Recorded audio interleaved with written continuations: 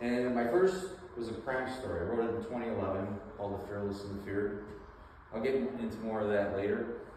Recently, I'm wrapping up my science fiction, and that's Solaris. And that's about Albert Einstein being reanimated in 2101. I'm excited to share some of the ideas about cloning and artificial intelligence today. That's what really drove me to write my book, Solaris. And even what it would mean if Albert Einstein was reanimated in a digital form, or something much, much more. Now let me say this up front. I'm not a scientist. I don't have a PhD hanging up on my wall at home. I'm just a regular guy. I have a passion for story. Stories I tell come from my heart, from somewhere else also, to influence me to bring it to everyone. And for me, like many others, my love of science fiction started in 1977. In a theater not that far, far away. I still remember standing in line for the opening weekend of Star Wars. My father and I were at Ford City Theaters. I don't know if you guys are familiar. It's like a mall, and then there was a theater. Next to it was Farrell's Ice Cream Parlor, maybe a few blocks away. That line for Star Wars went from the ticket booth, wrapped around the building, and almost went to Farrell's. Some of the people in line, they seen it, and they were talking about it. They wanted to see it again. And as me as a 9-year-old holding my dad's hand, hearing these stories, it was electrifying. It gave me goosebumps. Finally, when we were in the theater, trying to find a seat, and I don't know if you guys remember back in the old days, we'd be walking in a theater, usually it was sticky. The floor was sticky, I'll never forget that. And when we found our seat, and the lights went down, and the screen lit up, with those famous words, "A long time ago, in a galaxy far, far away." It just blew me away as a kid, and it really stuck. And then after those words, John Williams' score erupted in my ears, and I couldn't believe it. And that whole new world opened up in my eyes as a child. Included in my mind, I was never able to shake it. We weren't just watching a movie. We were being invited into a whole new universe. I mean, think about it. The cast of characters were amazing. Even now I think about like Chewbacca, it's like a walking carpet, but back then it was real. You had Luke, you had Leia, you had Obi-Wan Kenobi, you had Darth Vader. All these amazing characters based off of the Force. Who didn't like the Force? The Force was amazing. And then you had the counterpart, the dark side. The rebels versus the Empire. All of that brought me to a realization that I wanted to immerse myself in something like that. That's when the science fiction bug really bit me. Adding fuel to the fire, there was another movie that I really loved, and that was Blade Runner. I don't know if you guys are all familiar with that one, but that was one of my favorite movies. It wasn't just about the neon lights, or the city, or the special effects. It was the replicants, and what they stood for. They were a bunch of robots, basically, with synthetic skin, that were doing the dirty work of the human race. Well, they didn't want to be a slave colony, basically. So they ended up wanting to branch off on their own. But the human race didn't want to have that. So they were hunted down by a unit called the Blade Runner.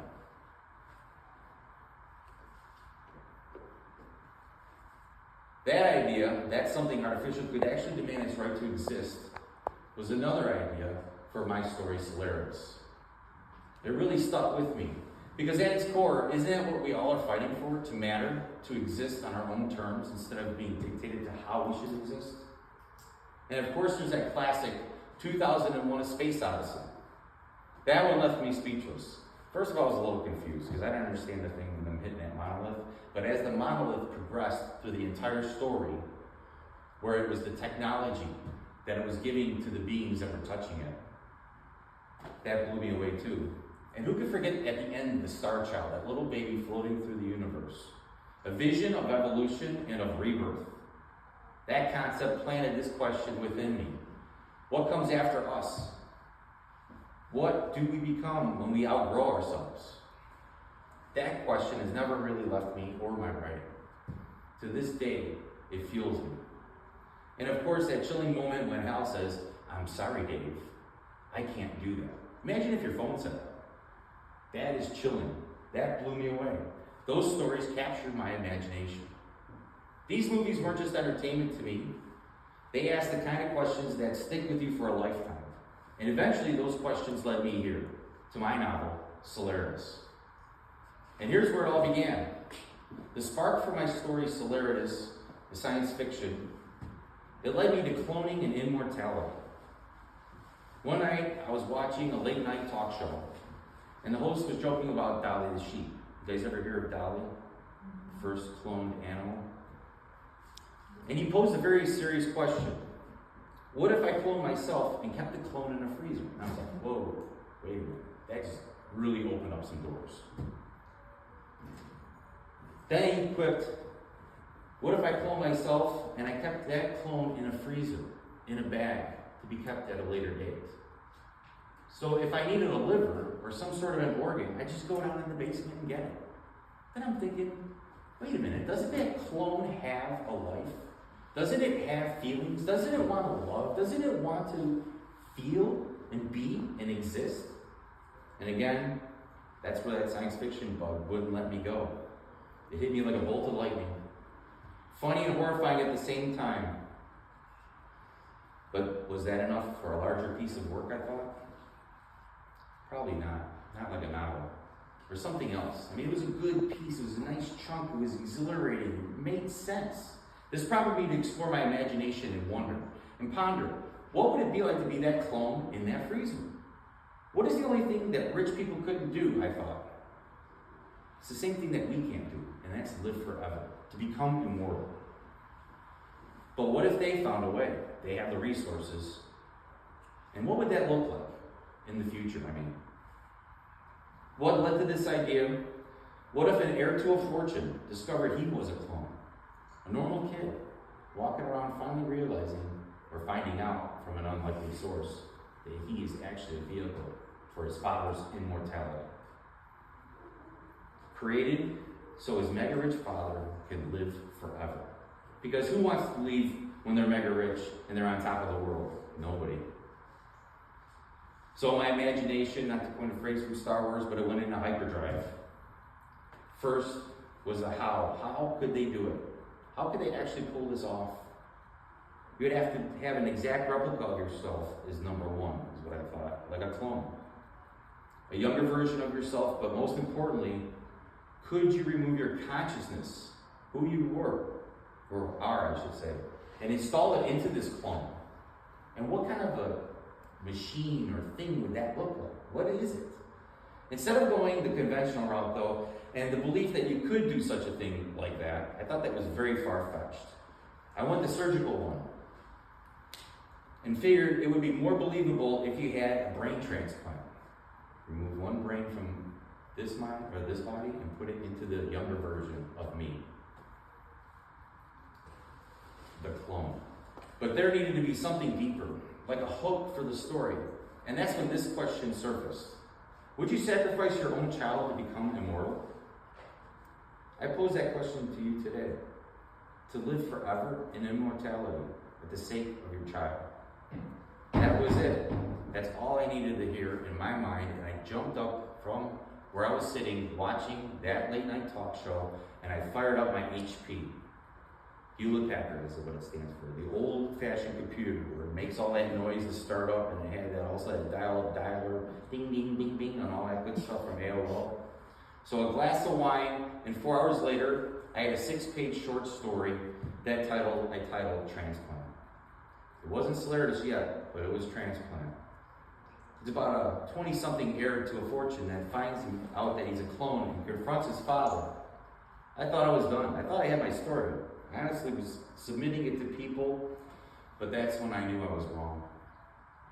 They liked it, but it wasn't exactly the finished product. That's where my thoughts started to build upon that short story and question, what about a brain transplant and your soul, your spirit, who you really are? What does it really mean to us to exist? For the sake of argument, let's consider a brain transplant is actually a thing. It can happen. If they are, they'd be the science's holy grail and the rich's way to immortality. Essentially, a gateway, one that doesn't exist yet. But imagine the line for this procedure.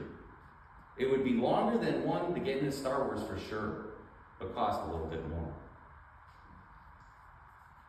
Writing this story, there were many issues I had to confront, and a brain transplant wasn't the biggest problem. So I consulted with my friends that were doctors. And they told me it's the spine. That's the key. You can't connect one spine, one half to the body's alternative side. It's impossible. Human hands can't do it. All those small fibers, it's impossible.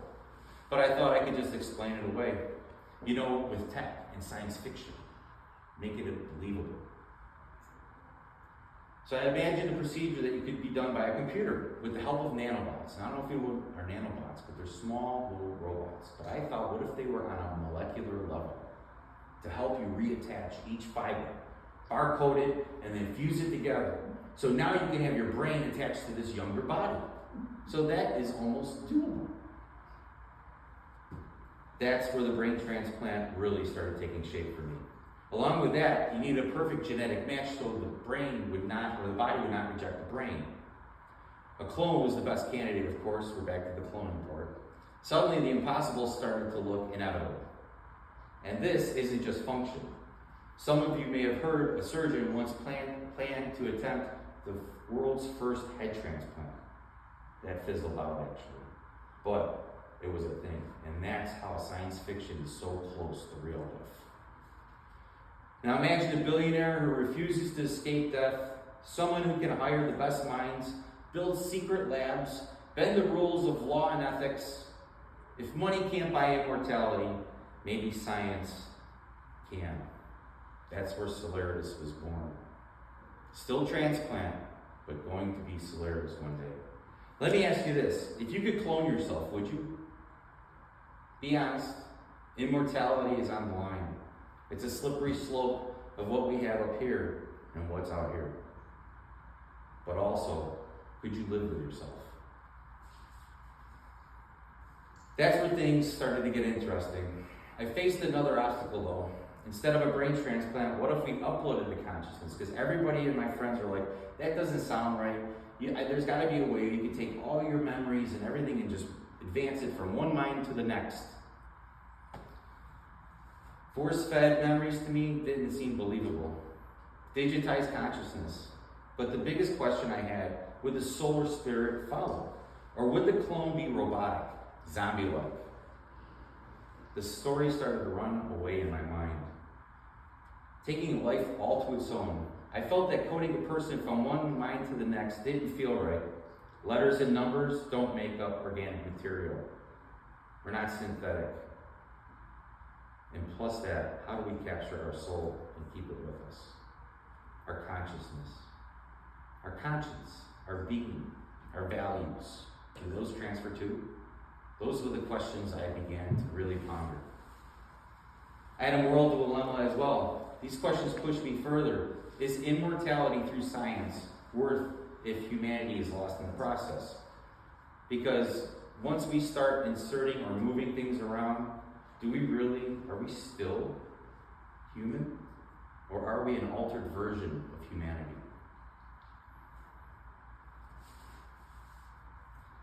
You guys ever hear of a show by Matt Damon and Ben Affleck called Project Greenlight? Well, one night, again, watching TV, I saw this competition where aspiring filmmakers are challenged with writing a 100-page screenplay. And if you get chosen, now it's a contest, so there's a bunch of them are entered, and anybody that wins ends up making a film with these two guys. They're famous actors. I remember watching it and thinking, why not? Why couldn't I do that? So I attempted it. I tried. That challenge is what pushed me to write the screenplay for my short story, Transplant.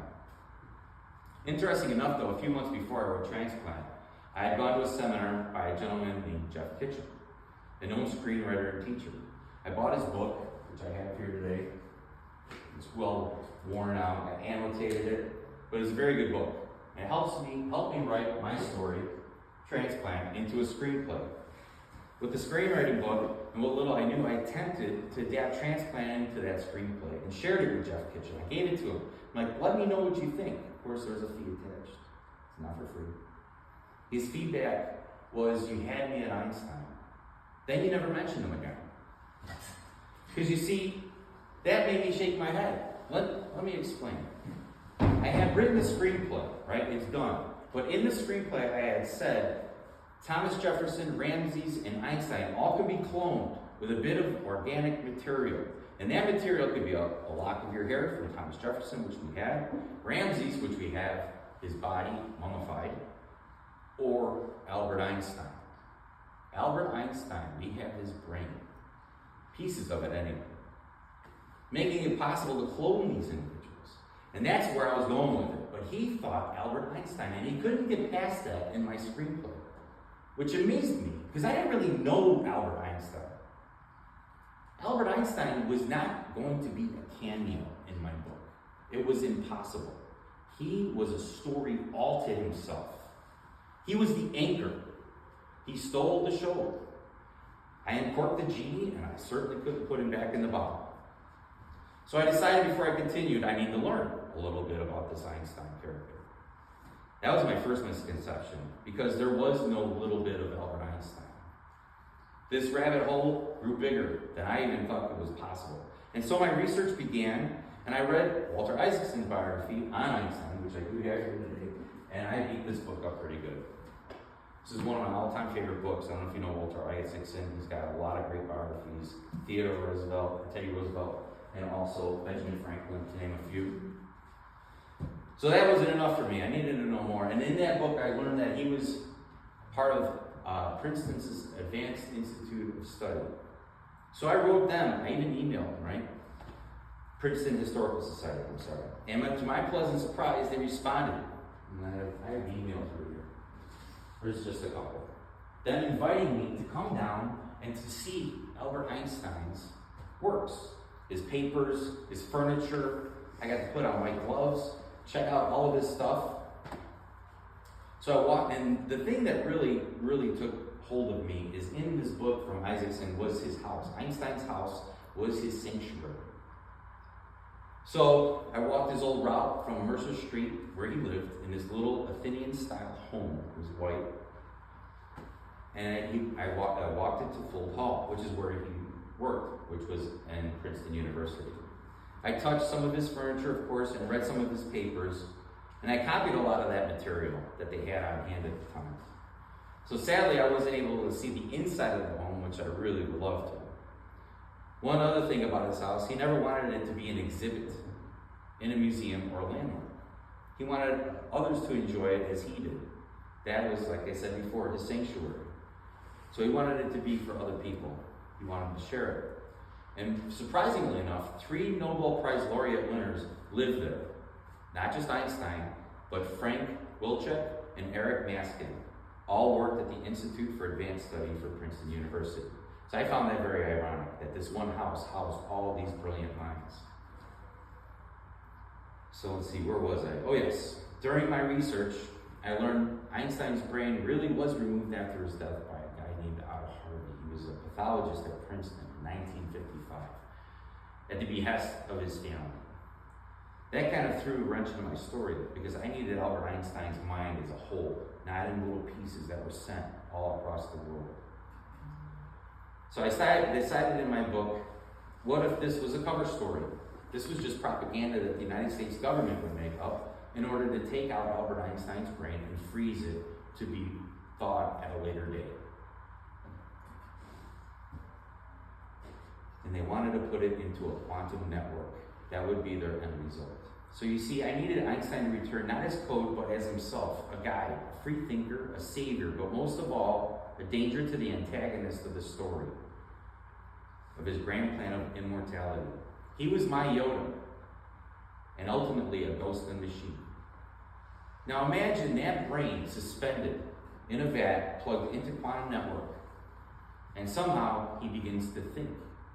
He's reanimated. He's alive. Sort of like Mary Shelley, Frankenstein, but not. But that's not alone, but he's not alone in there. Every network has security. In my story, it's an antiviral program named Val. And yes, she has shades of Hal. If you remember Hal in 2001. Val tries to erase Einstein and inject him into the trash bin of consciousness, but Einstein doesn't give up. With a little help and a hidden code and an ally, he bends the network to his will.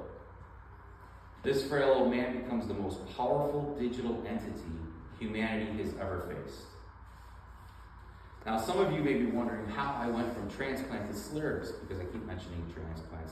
Transplant was my short story, and then there's Solaris.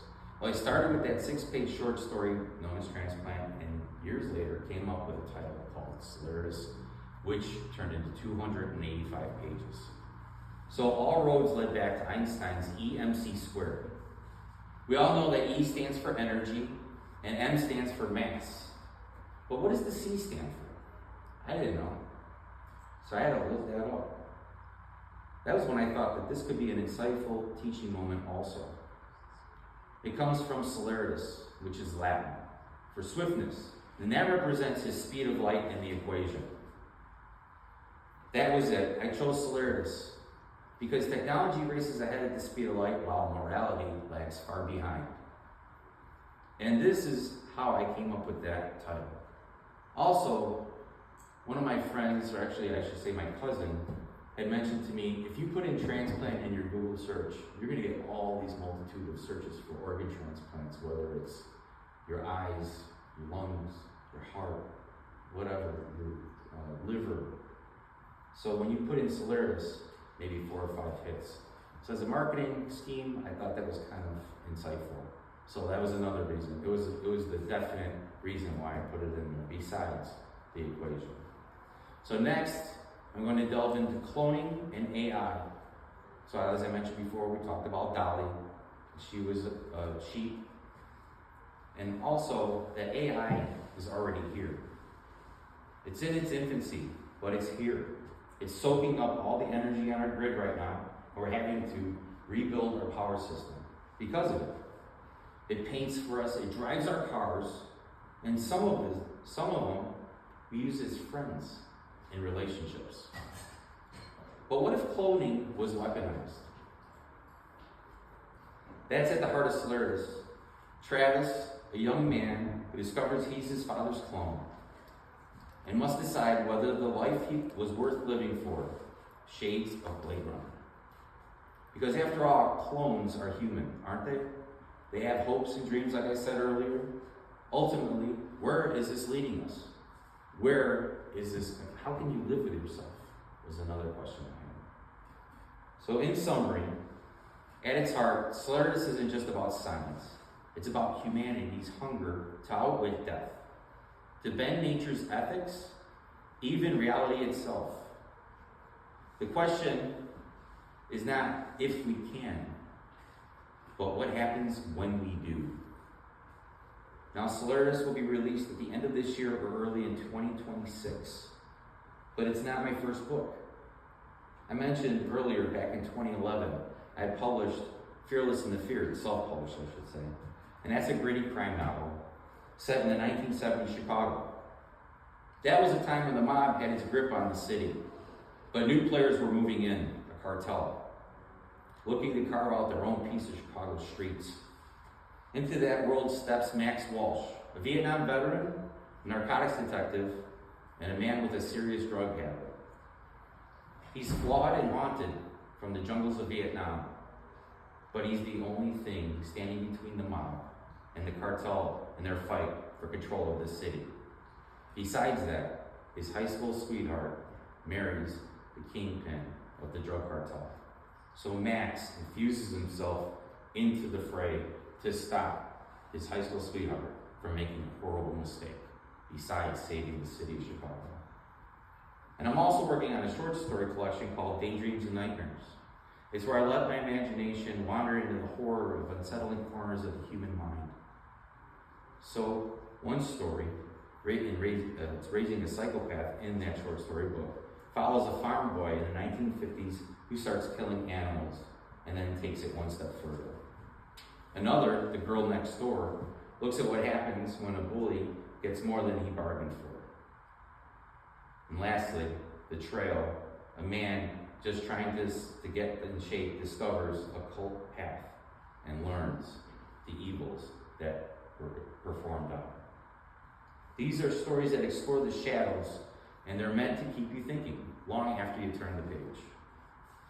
Some people say I write like it's the 70s or 80s. That's my style. I don't really think so, and I don't plan it that way. But maybe it is. Maybe I'm just nostalgic, or maybe I'm a time traveler who can't fake it. Like vinyl in the new millennium, it's not the newest sound, but it's the one that lasts. At the end of the day, I'm just still that kid who stood in line in 1977 to see Star Wars, who was blown away by Blade Runner, who shivered when Hal refused Dave. And I'm still just a regular guy who loves stories and what they reveal about us. That's why I write, because the same question haunts me today. What does it mean to be human in the face of technology, fear, or immortality? On a side note, I'm an indie self-published author. I mentioned that before. I tried the traditional route of publishing, and that wasn't happening. Many, many rejections, which was fine. It wasn't going to stop me telling my story. I felt that these stories needed to be told. I'm not just writing these stories. I'm bringing them to life as a self-published indie author. That means writing, editing, taking care of the covers, ISBN numbers, advertising, the whole ball of wax. But I love it. It's my passion. It's what I wanted to do, or what I was chosen to do. I'm not quite sure yet. It hasn't been easy, but it gives me creative freedom. It gives me an outlet. And that's one of the biggest reasons why I write, is that outlet. Sanity. Indie means persistence over gatekeepers. Just because they won't let you in doesn't mean you stop. You persist, you move forward. And the belief that if your story demands to be told, it deserves a place in this world. In closing, anyone interested in my crime novel, The Fearless and the Feared, I have some copies left. And it looks like this. I have a second edition will be coming out. That will be coming out next year. It'll be the same story, but with a different cover. Or if you want to talk about Solaris a little bit more in depth, and my writing style, or just me in general, that's great. Stop by my booth, or if you just want to if you just want to chat and say hello. Thank you all so very much for coming and taking a moment to listen to my adventure and craft of storytelling. You can find me at PeteThanos.com, all one word. I'm on Wattpad. I have free chapters available right now under P. Thanos. And I'm on Instagram at Pete_Thanos_author and Facebook, Pete Thanos Author. God bless and have a great rest of your day, and thank you. Any questions?